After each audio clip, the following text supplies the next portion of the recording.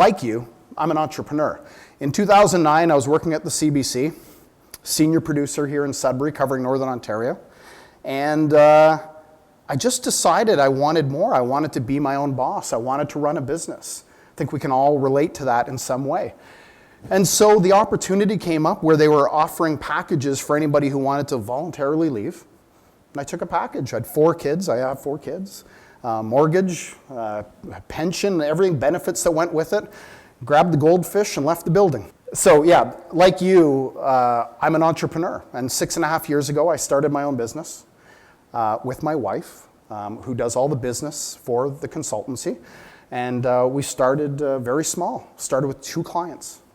And it was petrifying, absolutely petrifying to be out there without a net, doing your own thing. And I found a new respect for people who run their own businesses, whether that's, a Vianet. Luke Gastiger's here from Vianet, whether it's that or whether it's someone like Michelle who's running her own PR agency, doing it on her own, right? Like it's scary, and we've all done it. So I wanted to be here today to help in any way that I could with any of the experience that I have in life to try and help you guys out, because I know how scary it can be. And when it comes to marketing and communications, that can be a really scary world that a lot of people don't understand. So hopefully today, I'm going to keep it at a kind of 101 level, an entrepreneurship 101 level. So if you know a little bit more about marketing and communications, you might find this a little too basic. If you have any specific questions, again, just fire them out. Just quick, I want to know who you guys are, just by show of hands. How many of you currently run your own businesses? And how many of you are in the process of considering or starting your own business? And how many of you were here just because you thought there might be some coffee and, munchies or something? No? Yep, right there. Well, that's good to know. So we've got the right group here going on. I wandered into the right room. I want to start at square one when it comes to marketing. And I want to talk about the importance of your story. So what do I mean by that? Marketing, communications, isn't that about advertising? And isn't that about Facebook and Google Ads? And isn't that about, a good website? And on all of those things we're going to get to. But before any of that, the absolute most important thing you're going to do when it comes to marketing and communications is deciding what's your story. What I mean by that is, why should people care about what it is you're doing as a business, what you want to do as a business? Why should anybody give one damn about that? There's so much white noise out there. And developing the idea of what your story is going to be and how you're going to communicate that precedes everything else. It precedes your website, because if you're going to develop a good website, you need a good, compelling story that's going to communicate with your clients. And it sounds easy. Oh, okay, my story. Try it sometime.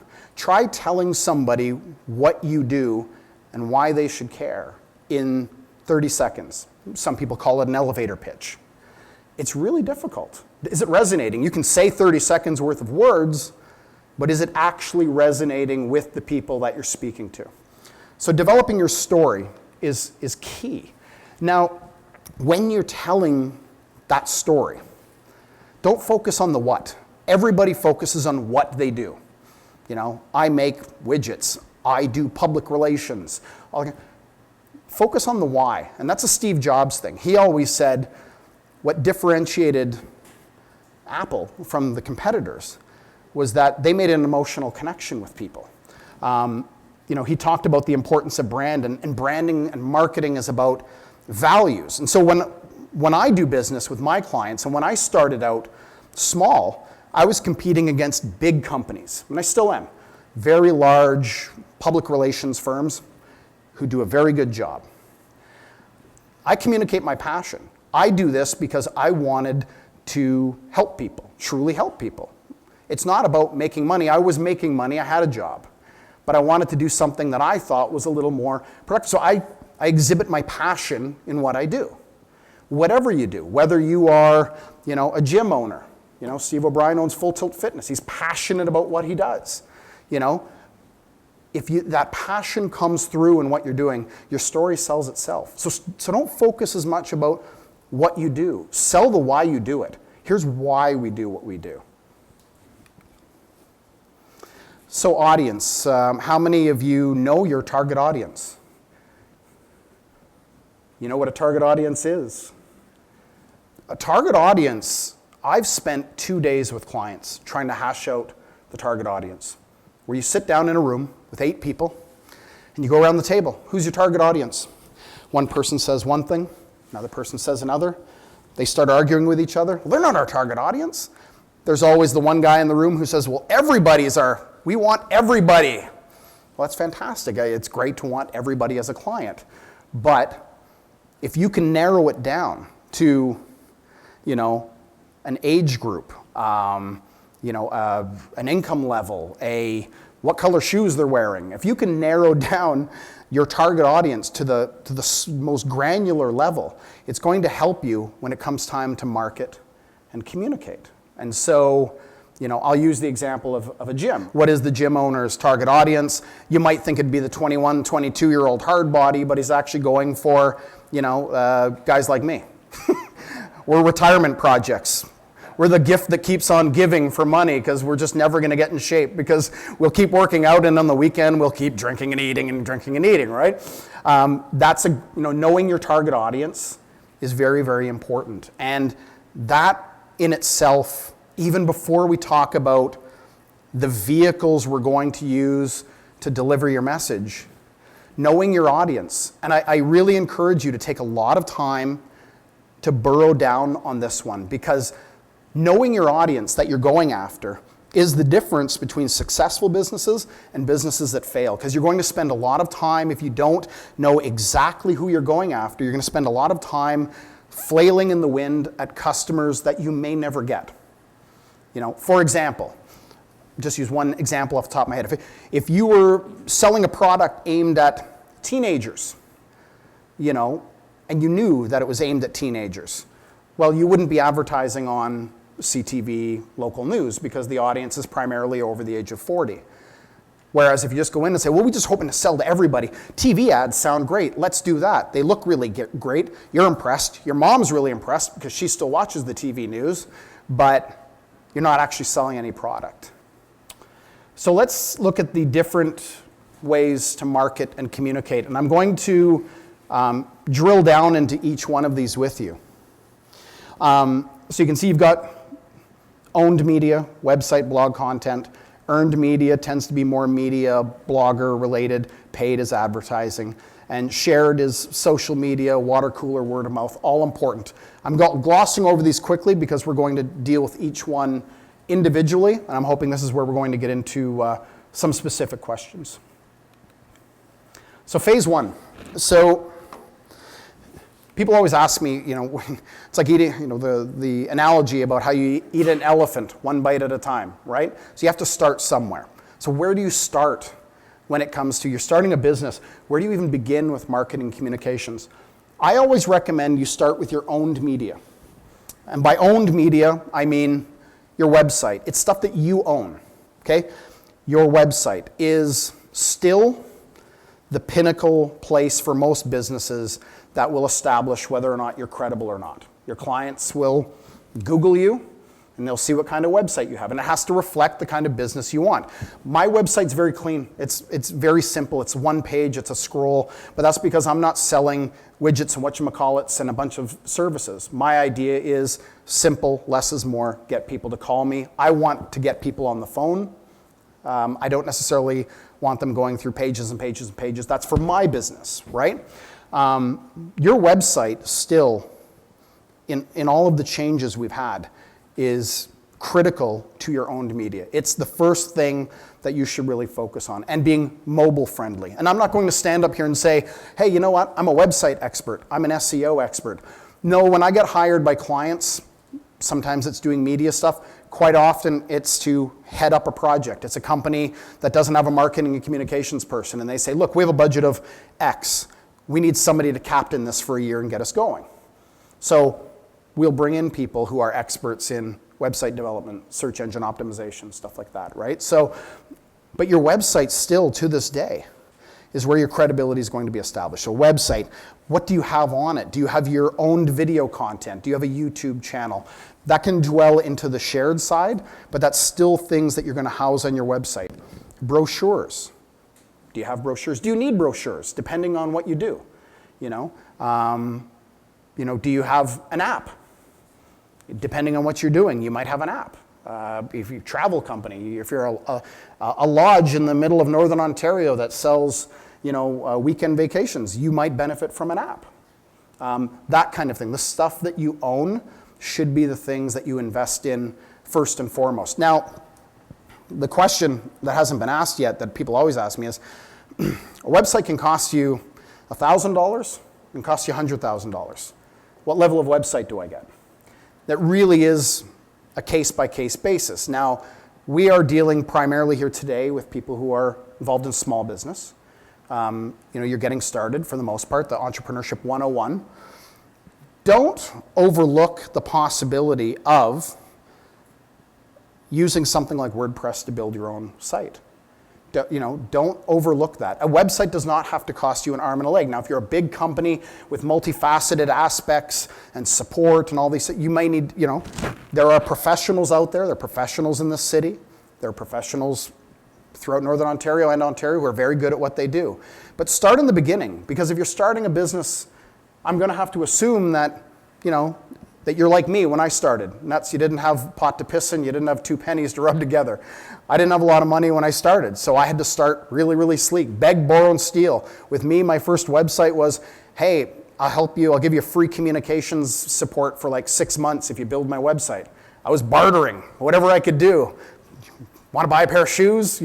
I've used laptop. What do you take? Because you want to keep your costs down and as low as possible. Beg, borrow, steal for those things. And it really does depend on the level of company that you're running in terms of that. You can't just sit here and say, do this, do that. Maybe if you're dealing with a high-end clientele, maybe building your own website isn't a great idea. Maybe you're going to want to bring in a professional, to do that. But it's the kind of thing that everybody knows somebody who builds a website. And I know lots of people who build websites, and they'll build you whatever you want and gladly take your money, right? But you may not need it. You may, but you may not. So do your research, get quotes, get 2-3 quotes minimum. I mean, I always laugh because, if a company is doing a website, they may not get quotes. They'll just go with one person. But if they're buying a coffee maker, they'll drive all around town, shop at 4 or 5 places to find the best place for the new Tassimo machine. That's going to cost them $250, but they won't price around a $5,000 website. So get the quotes, meet with those people, and do your due diligence. Make sure that these are people that you're going to want to work with. And also decide when you're doing the owned media, when you're looking at a website specifically, who's going to be providing the content? Because sometimes when you build a website, the service provider will say, we're going to build a website, but you're going to provide the content. So you're going to provide all the written content to them. Well, if you're providing that written content, there should be a discount for that. A little bit of a 101 tip there is that, if you are providing the content to the web developer, they're just building the house, but you're furnishing it, there's got to be some discount for that. Video also is an incredible tool, but the thing about video when it comes to owned media is do it right or don't do it at all. Because a crappy video looks like a crappy video. And remember, this is your reputation. This is your name, your company that's out there. When in doubt, go simple. And cameras now are so cheap, but are you going to get on that camera and just read? Or are you going to, coming back to your story, your emotion, are you going to be emoting the right kind of emotion through a video? So when in doubt, leave it out, is my motto. Do it right or don't do it at all. So shared media. Okay, so now we're so assuming phase 1, you've developed your own media, you've got your brochures, your website, whatever you need to get you going there. Now you're into shared media. So now we're talking about LinkedIn. Now we're talking about Facebook, Twitter, Instagram, YouTube, these sorts of things. But I come back to what I said before of doing it right or not doing it at all. So some people will go and start a new business and they'll have a Twitter account and a Facebook account and an Instagram account, and they'll have Tumblr and they'll be on Foursquare. Does that still exist, by the way? People still use Foursquare? Okay. But they'll do all of these things and then they'll just have these accounts sitting there doing nothing, passive, no content going on them. if you're going to get into the world of shared media, and I do recommend it, depending on what business you are, it may be different things. So for example, myself, my company does not have a Twitter account. I personally have one, but that's because I'm a consultancy. There's not 20 people working for me. So I'm not going to create the illusion of 20 people working for me. I'm a consultancy, so I tweet out as myself. I blog as myself. If you're doing social media, you have to do social media. You can't create a Facebook account and then post for 5 days because it's really cool. You've got a Facebook account, and you're doing all these posts, and then the damn thing sits there for like 7 months without an update. And anybody who followed you is going to unfollow you. They're going to unlike you because they're going to go, okay, this is just a boring passive account, and they've given up on it. And I do believe, and I've told people this, if you start a social media account and then you give up on it, and you leave it there without pulling it down, I think it reflects on you. It reflects on your ability to get the job done. So think seriously. Don't just dive into all the social media because people are telling you it's what you have to do. Which social media accounts which social media platforms are you going to use? What is your objective in that social media account? And who's going to actually do the content for that? You better have somebody, because if you're just counting on, it miraculously to take off and have 10,000 likes on your Facebook page just because you're on Facebook, it's not going to happen. There's so much white noise out there. So pick your social media carefully, and it really does depend on the kind of industry you're in as to which ones you may or may not join. It is true though, and it's the same message that I've been communicating, is when you're starting out in the beginning, you have to go as cheap as you can, and don't be afraid to ask people for help. I hope you get to 10, 15 people, and then, hey, I'll hand you out a business card and hopefully you hire me at that point. But in the beginning, you shouldn't be hiring people like me. You really, really shouldn't. Not in the beginning, because you're going to need that money for all sorts of other things, making sure if you're doing patents and stuff like that, that you're having those done by good lawyers. Don't chintz on lawyers, trust me. So shared media, when you're coming to, I'm going to wrap up the shared media part. When you're dealing with social media, it can be a little bit like a buffet. You're there, you're like, oh my God, look at all this. This is free. I can do this. Tumblr's free. I can have a Facebook page, a Twitter, and you're going to gorge, and then you're going to end up with all these social media accounts and not enough content to put into them. So whatever you're going to do, again, do it right. Stay simple, even if you just start with a Twitter account. That's enough. 140 characters for now before they go to 10,000 with links. Or maybe it's a Facebook page. It really depends on who your audience is. Where are they? Your clients. Are they on Facebook? Are they on LinkedIn? The mining guys are all on LinkedIn. That's where they are. Many of them are not on Facebook or Twitter, because I work in that area too. So earned media, I call it the holy grail. So you've done your owned media, you've got your website. You've done your shared media, you've got your whatever social media platforms, blog platforms you've decided to do. When you hit phase 3, that's the point where you may try to attract some media attention.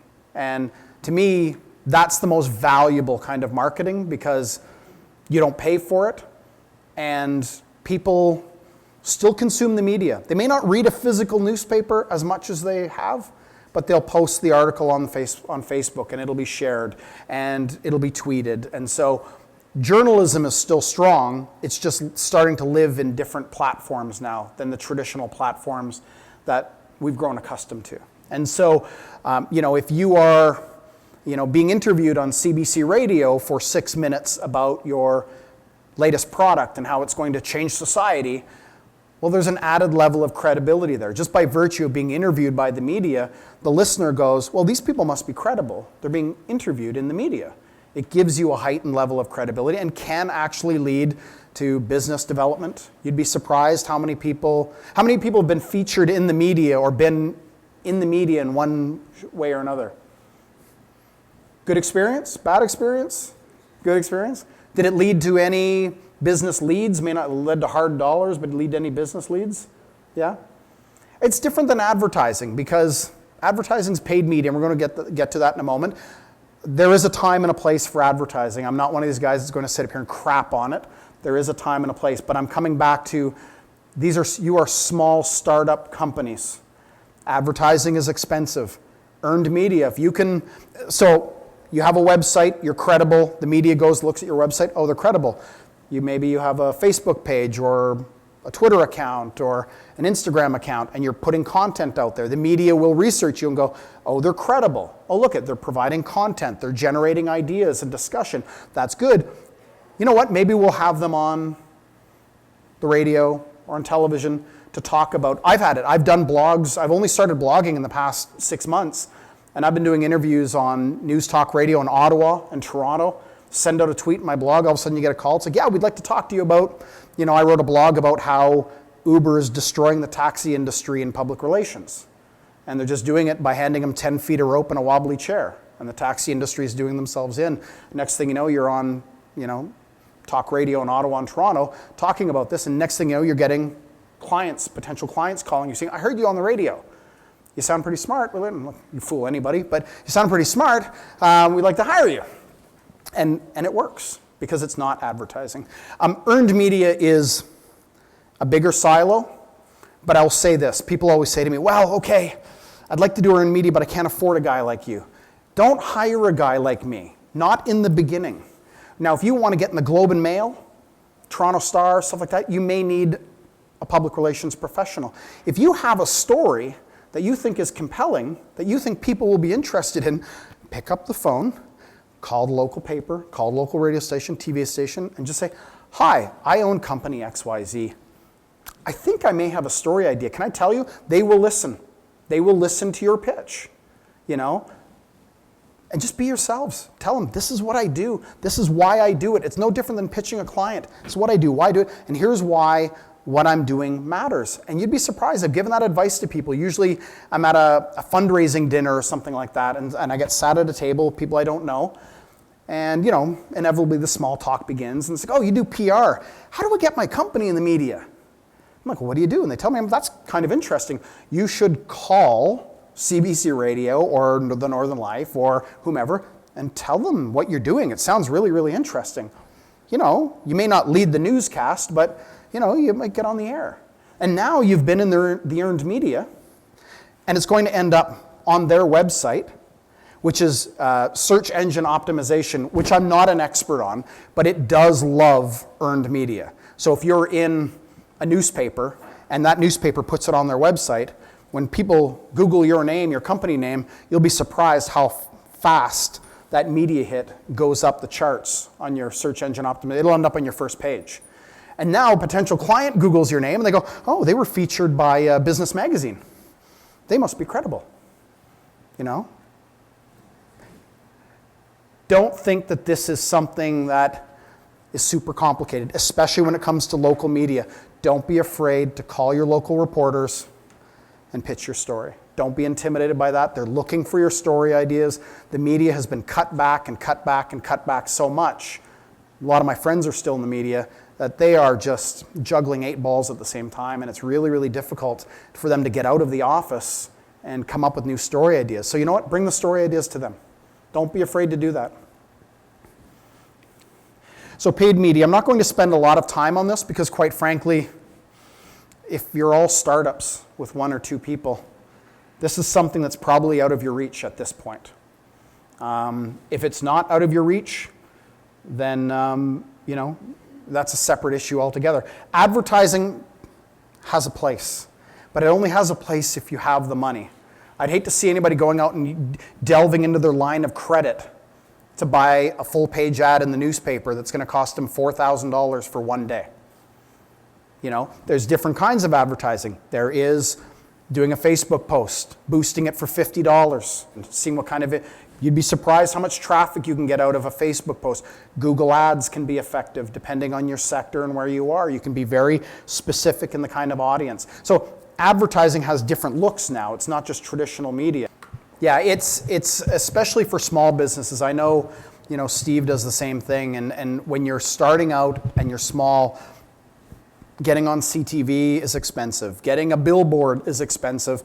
You probably will see way better bang for your buck in the beginning when you're small using some of those social media boosts. I know, Twitter, LinkedIn, wherever your audience is, you can boost posts. But you have to be boosting something with some value to it. So if you're doing it just to get your name out there, you have a purpose to it.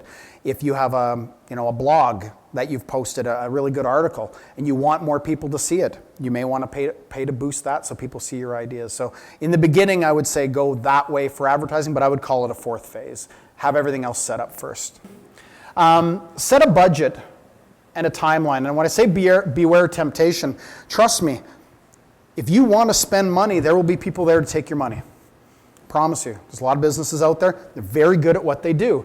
But you need to set a budget. And you need to be realistic about it. My budget for marketing and communications in year one is $5,000. That's, that may be something you say, okay. Don't be embarrassed by that. Like, oh God, my buddy spends $100,000 a year. You're starting out in a new business. Set a budget and stick to it and save where you can. Look at the phases we went through. Make sure your owned media is up to date. I would say in year one, in your first year of your business, if you're going to invest in anything, it would be getting a good website up and running. And whether you make it or you make it and get somebody to chip in and give you a little bit of help, or whether you hire somebody, that should be your year one. That'll be your big capital expenditure that hopefully you do it in a timeless these days means it isn't outdated in 2 years. That's what timeless means these days. And because you're going to want that set up. And so expecting your first year, there may be a capital expenditure there for that you may not see for a few years afterward. But a budget and a timeline. So setting the budget and also saying, okay, I need this done by this date, this done by this date, and this done by this date. And you have to stick to that timeline and make marketing a priority. So this is the thing. Marketing and communications is always the area of a small or even a medium-sized business that gets pushed to the side. It always gets pushed to the side. And it's really important because that's your sales. This is driving directly into your sales. And it gets pushed aside because people don't understand it. And 1 hour with this goof standing in the front talking to you is not going to make you an expert. But there are resources out there, a ton of resources, and they're free, and they're online, and they're here at NORCAT, and they're at the Mars District in Toronto, which NORCAT has a relationship with. There are tons of resources out there if you go looking for them that can help you save a lot of money. I just don't want you guys leaving here today, thinking that you have to spend money. My message is the absolute opposite, but don't put marketing in the closet and forget about it because you don't understand it. It's really important to what you're doing. You don't have to be Steve Jobs. You don't have to be, a guru in marketing communications. Stick to the basics. Know what your story is. I can't reiterate that enough. You have to try that story out on people. Try it out on friends and family. What do you think of this? You need honest friends. You need honest friends. I have honest friends. They tell me when I have a bad haircut. But it's important to make sure that you don't throw this in the corner. If you're doing social media, having a calendar for it. If you are going to say, I want to get in the media twice this year, what are those stories going to be? And I'll give you a little tip, by the way. If you want to get in the media, do it around a long weekend or a holiday. Because usually when the media is rolling up on Easter or Christmas, something like that, they have extra news they have to generate if they want to take holidays. As a guy who worked in the newsroom for 20 years, the producer would come up to you and say, okay, if anybody wants to take holidays this weekend, I'm going to need double the stories out of everybody because we need stories to put on the air Easter Monday, on Good Friday, and stuff like that. And so reporters that week before the holidays are really scavenging for ideas so that they can get their news content out there so that they can take their holidays. So that's a little tip. Ease in around a long weekend and you might have a little more success. Final thoughts. I don't have to tell you guys, starting a business is hard work. If it was easy, everybody would be running their own business. Like you, I've been doing this for 6.5 years. I'm a small business. It's hard. I took 5 days off at Christmas and I'm paying for it in January. That's how it is, but you need to take that time off. And that's a key thing too is, don't work yourselves to death. You have to take time. You have to find some work-life balance or you will burn out. I've seen people in small business burn out. People do business with people. What I mean by that is you're selling a product. Okay, that's fine. But when I'm doing business with someone, when I'm hiring somebody, and I do a lot of subcontracting, I'm hiring people. What are those people like? You know, I can work with them. So when you are selling, never forget that. And I come back to not the what, the why you're doing what you're doing. Communicate your passion for what you're doing. And ask for help. People are generous. There are a lot of people who will give you all the advice you want. Email me, call me anytime. Seriously. Like, I've been there. I know how it is. If you have a question, I'll be happy to help you. No charge. But when you're rich, hire me. Give back to the community. That's important to me. I think your clients, too, need to see you giving back to the community. If you don't have money to give time. Give time, and don't be afraid to talk about that. And finally, have fun, because I'll tell you, those long nights and those long weekends, and in the summer when all your friends are going, wow, and you're on I have to go off Facebook in the summer because I just lose my mind at everybody wakeboarding and having fun, and I'm in the office working all summer because that's what small businesses do. You can't take the summer off. So have fun, enjoy what you're doing, and when it comes to marketing communications, don't be afraid of it. Embrace it, learn it, because it will help you sell your product. It will help your business grow.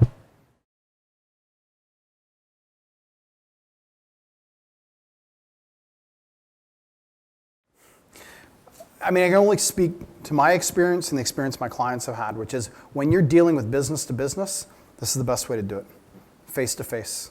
You know, you can use LinkedIn and you can use social media and all that kind of stuff, but when it comes to business, depending on the sector you're in, and I don't care if it's the high-tech sector, I don't care if it's the mining sector, I don't care if it's telecommunications, you know, the best business to business marketing is face to face.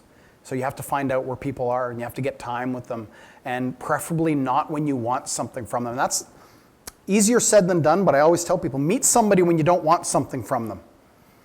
Because I've gone to meetings with people that I've wanted to meet, and I say, you know, maybe 2 years down the road I see myself doing, and I'll invite them out to lunch, and we'll be at lunch, and the bill will come, and I'll say, let me get that, and he'll say, what do you want? Like, why are we here? Like, I'm waiting for the ask. There's no ask. I wanted to meet you. I mean, you know, it'd be good if we met each other, and maybe down the line we'll do something, but I'm actually not selling you anything. You know, it's laying a foundation. It's a people business. People do business with people.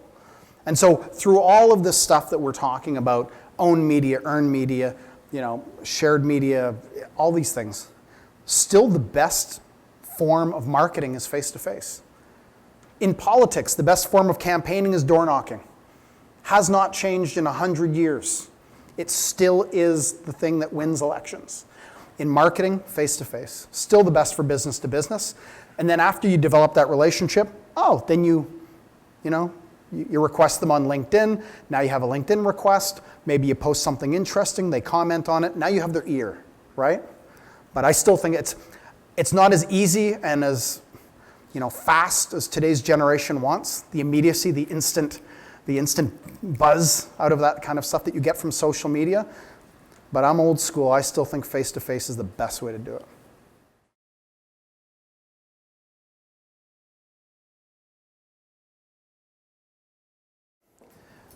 So I've had a few clients who have delved into digital billboards. They haven't had a lot of success with it.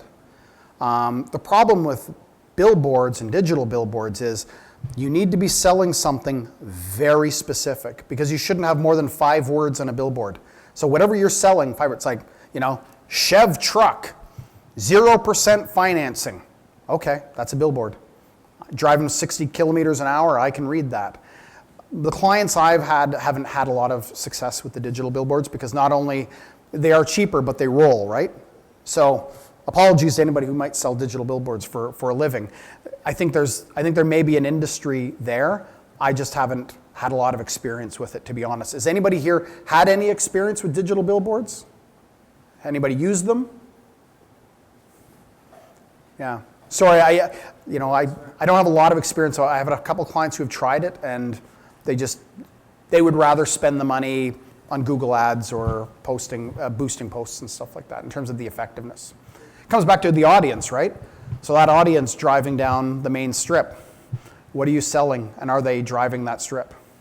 That's the other thing too. That's why cars always do well on billboards, and beer.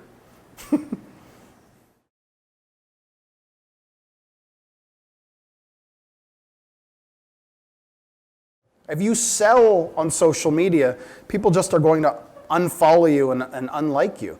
I mean, to me, social media is a conversation. It's about a dialogue of ideas, right? I don't go on my Twitter account and say, hey, hire me for media training. I don't do that. Instead, I'll go on and I'll say, here's why Donald Trump's an asshat, and here's why he's mismanaging, his communications. I mean, it's great that he's getting a lot of earned media out of this, but he's not being taken seriously. I've had that dialogue with people as a media expert, but I don't go on and sell. And if I'm following somebody, and it happens weekly, I'm on there, whether it's LinkedIn or Facebook or Twitter, and somebody I followed or liked starts selling, I just unfollow quietly. I just unlike. I don't want that. We're being sold every day, right? And I just personally don't think that's the venue for selling is social media. Social media is a venue for ideas. It's a venue for dialogue. So if you're getting involved, and that's a great point, I'm glad you raised it. Don't go on there and start selling. Is go on there and start having conversations with people. And you have to allot time in your schedule to do that because it's a job. When you're running a company, it becomes a part of your job.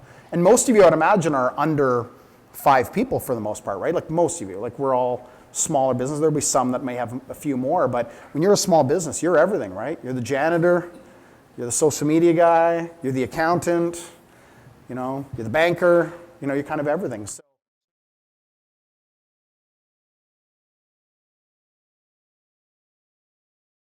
So for the purposes of this group, Entrepreneurship 101, assuming everybody's starting out, don't pay somebody to do your social media. Not when you're starting out, because you need to save that money for things, there's going to be somebody. I came back to what I said was what I did, beg, borrow, steal. It's got to be somebody in the family who has some experience that you can get the messages out to. Maybe it's going to be you. I wouldn't pay for it when you're a company of 1 or 2 people because the dimes are just not as plentiful as we may want them to be. So social media is something that you can learn. There are tons of resources out there to learn things like what is the best time to tweet? When's the best time to post something on Facebook? There are all sorts of platforms out there to help you schedule things, like Hootsuite is one, right? You may go on there and say, okay, I'm going to take 5 hours on Sunday afternoon, and I'm going to schedule a whole bunch of posts and tweets for the next 2 weeks. You're going to do it one day for 5 hours, schedule it all in, and you forget about it, and all of a sudden, like Tuesday afternoon, somebody replies to you, and you go, oh, I forgot I scheduled that, right? And I just think when you're starting out, when you're so new and it's a brand new company with 1 or 2 employees, that's not something that you should be spending money on. That's something that you should be educating yourself on. Tons of resources online, quite easy to use, even for old guys like us. We can figure this out. I can figure it out. I know more about social media than my kids. I'm proud of that. They're like, Dad, have you heard of this new thing? I've been using it for 5 months. But I don't think it's something that you should be paying for right away. I hope you get to a point where you're so successful with your business that you can bring on a consultant or hire somebody full-time who can do various things. I mean, Scott Brooks is here from Time Hero. You guys are up to about what now, 7 or 8 employees? 12? So Time Hero started out with 2 guys, 3 people? 2 guys, 1 woman, and you guys didn't hire a social media communications person until about what, 6 employees? 6? Right. It's a piece role. Yeah, it's a multi-purpose role. So it might do some writing, might write grant applications for you, but it's kind of your communicator. Can take on different roles, but definitely not in the beginning.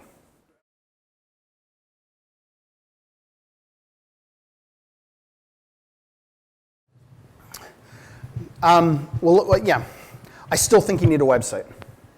I really do. I just think in today's society now, depending on who your clients are and your customers are, I mean, obviously you want both. You want a LinkedIn account and with that, but when you Google your company name, you're going to want a credible, especially depending on the company. Like, what kind of companies are you dealing with? What industry? Big mining companies. Yeah. So you're talking about a more traditional workforce. They're still going to value the website, and they may look and say, no website, he's not credible, even though you're completely credible. You know, it doesn't have to be an elaborate website. It can be, you know, a $150 WordPress Pro template. Drop in some photos, a little bit of text, a one-pager. You know, it doesn't have to be. There's all sorts of resources online. There's lots of resources here at NORCAT. NORCAT's an incredible facility, and if you're new here today and you're not using NORCAT services, you really should. But you know, you talk to Haley or Hugh or the gang, and they can help you get a website together. I do recommend it, especially in mining. I've done a lot of work in mining as well. They go to that website, and then if you want to start posting a blog, for example, you're going to want to house that on your own site. I wrote some blogs for a while, and I was housing it on LinkedIn, and LinkedIn gets all my traffic, and I want to drive the traffic to me. So now I kind of post it on both, right? But I think you want a place to call your own, and it doesn't have to be a lot.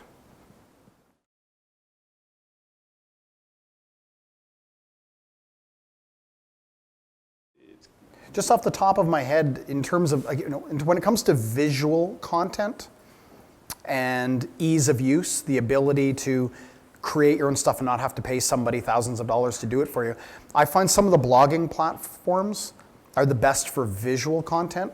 So I do a blog and it's on media issues, and I often incorporate a lot of photos and YouTube videos of people doing stupid things in the media and stuff like that. And I just find for ease of use, I'm using a WordPress site. I'm just using one example. I use like a WordPress site. I bought a pro site for like $200, and it's just so rich and easy to update, and it's very visual. And there are different platforms that are more visual than others in terms of some of these templates. Some of them are built specifically for artists, right? And then it's just a matter of, you know, buying the domain. You know, you can have it on a domain. It doesn't have to be on a WordPress.com or something like that. It can be, you know, something that you can update quite easily. Like, I'm not a techno guy. I'm not a technical person, and I could build these blogs like nothing, and they look fantastic.